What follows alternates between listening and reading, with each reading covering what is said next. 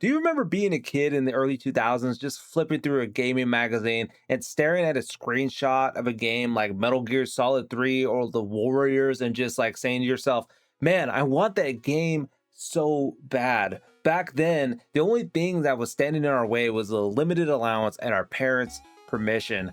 Fast forward to today, we're in our 30s. We have adult money. That entire PS2 library you dreamed of, you can buy it. That collection of classics you never had a chance to play is now just a click away. But there's a cruel twist, isn't there? You traded all that free time you had as a kid for the money to buy those games. Now you have a backlog of certified bangers from 2004, but a schedule from 2025. And that's what we're going to talk about today. This has been a different kind of video for me because I'm now 33 and I feel like I'm living this exact dilemma. I want to be upfront. I'm single, I'm not married, I have no kids. So I know I'm on like the easier difficulty setting than anyone else. But whenever you're single or have a family, the core challenge is still the same. Finding that time, and that solution is like time management.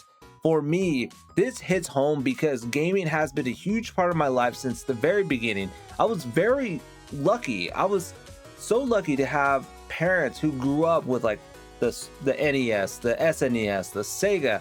So it was like a part of the first generation of gamers, and this meant that I was allowed to play video games from a really young age. It gave me a huge technological advantage, mostly because my dad like worked in the electronics department at Kmart back in the 90s. So I always felt like I'm always around like the latest and greatest stuff. Gaming is just a part of my DNA, which was why it felt so strange when it all came to a halt. It wasn't like a conscious decision, but I roughly stopped playing games right around like 2015.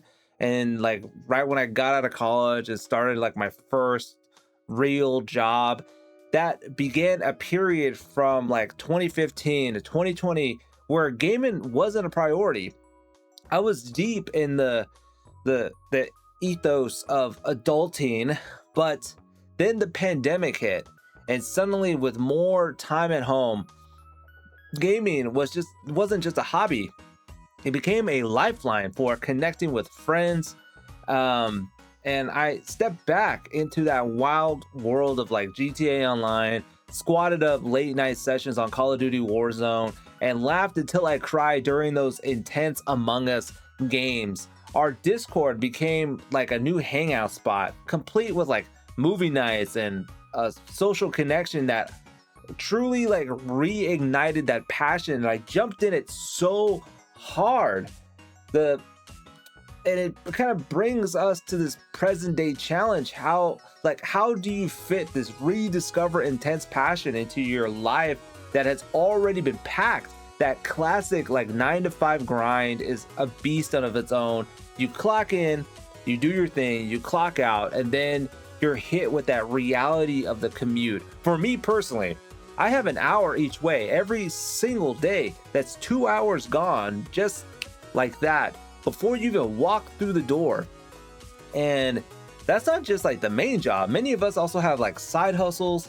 For me, that's like being a content creator. So after the job and the commute, you have to find energy to hit the gym, cook actual food, keep like the house from falling into chaos. It's a constant juggle. And before you even get into like the whole streaming and maintaining relationships, networking, and other hobbies like running, traveling, and just doing other things, this is where like the evolution of gaming has been an absolute lightsaber for me personally. Because there's a theory, and for like the recent like boom of handhelds, like PC handhelds, and why so many like young adults are suddenly like buying like these old school like PSPs and PS Vitas, Nintendo DSs. Part of it is like our generation to like our need to kind of take our gaming on the go. And there's like another like deeper reason, but people are like actively trying to spend less like on their phones. We're tired of like the endless mindless doom scrolling on social media. We want a better, more engaging way to spend our downtime. That's where like devices like my Razer laptop and especially like my Steam Deck, have been like extremely essential.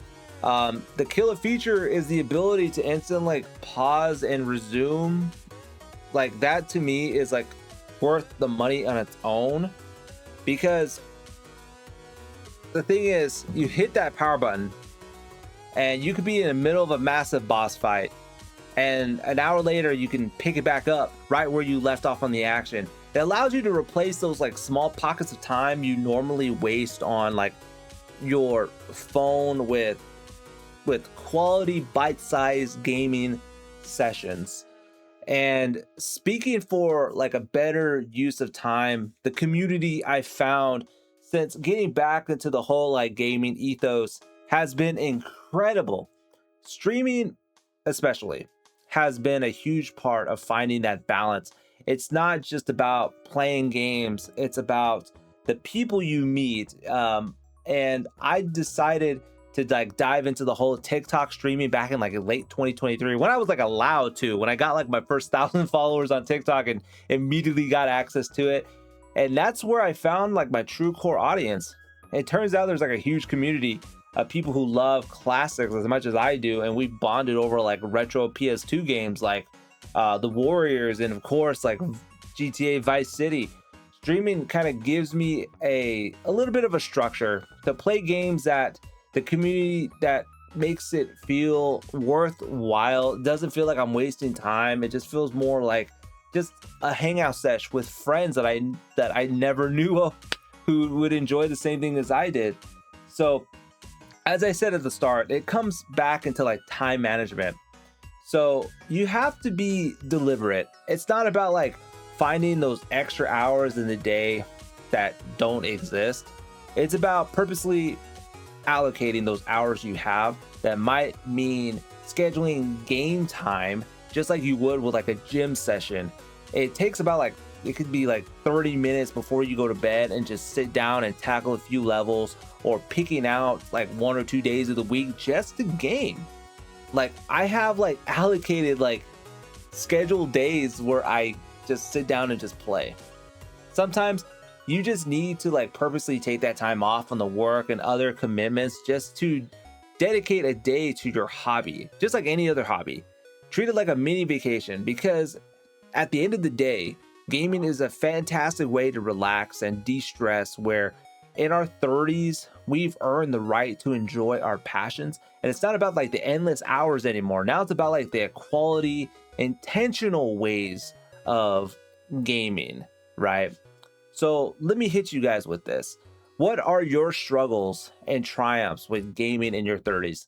Let me know in the comments below. And don't forget to like and subscribe and all that, YouTube junk, the notification bell and everything. Because I want to hear about your guys' struggles. I want to hear about what you guys are going through, because I feel like I'm not the only one that's going through this. I've noticed like on my feed, like more and more people are like struggling with the same issues like I have, being like an adult and trying to balance what we liked when we were younger and like trying to not like nostalgia trip over it, but definitely to try to find ways to enjoy our days more better, have more meaningful connections with other people. And I guess that's the reason why people are going back to like dumb phones and picking up the old school PSP, not only just to play games, but also as like an MP3 player. People are going back to the old iPods, and that to me is pretty cool to see. But again, let me know how you feel about your time management and your schedules, because I'm just curious. I want to know how you guys are dealing with it, being someone in your 30s and trying to balance your hobbies and gaming in general. So again, like, comment, subscribe. See you guys in the next one.